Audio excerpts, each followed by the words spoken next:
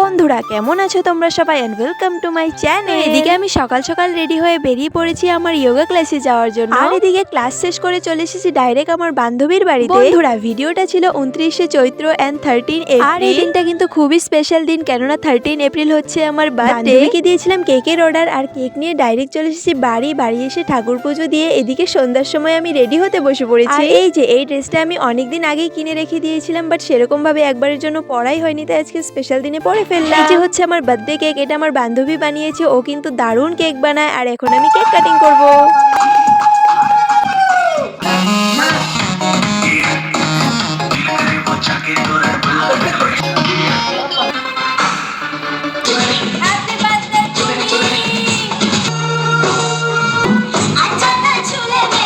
আর আমার এই বছরের বার্থডেতে কিন্তু সেরকম কিছুই করা হয়নি, শুধুমাত্র কেকটাই কেটেছি। তো বন্ধুরা এই বছরের জন্মদিনটা আমার এরকম করেই কেটে গেল।